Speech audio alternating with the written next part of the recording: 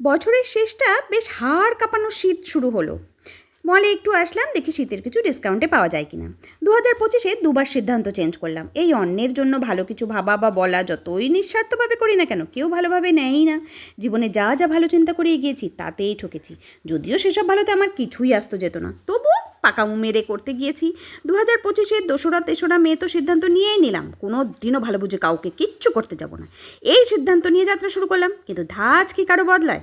দেখো, যারা প্রকৃত কিছু ভালো করতে চায় তারা স্পষ্টবাদী বা বাস্তববাদী হয়, আর যারা ভালো হওয়ার জন্য ভালো কিছু করতে চায় তাদের মধ্যে একটু নেকিপানা থাকে আর অস্পষ্টবাদী হয়। এবারে এই স্পষ্ট কথা বলা, অপ্রিয় সত্য কথা শুনলে মনে বেশ বড় ধাক্কা লাগে। আর যারা এই ধাক্কা পেয়ে, কষ্ট পেয়ে নিজের ভেতরে জেদ আনে যেন আমি দেখিয়ে দেবো, তারা সফল হবে। কিন্তু ওই স্পষ্ট কথা আর অপ্রিয় সত্যি কথা শোনার পর যারা রাগে ক্ষোভে যে বলল তাকেই শত্রু মনে করে, নিজের ভেতরে জ্বালা অনুভব করে, তাদের সফলতা ওখানেই জ্বলে পড়ে শেষ। তাই আমি 2025-এর ডিসেম্বরে এসে আবার সিদ্ধান্ত নিলাম যে যেভাবেই নেক আমি আমার মতো স্পষ্টবাদীই থাকবো, এতে নিজের কাছে স্বচ্ছ থাকবো। হয়ে গেল আমার মলের কিছু শীতের কিছু কেনাকাটা করা আজকের মতো। টাটা।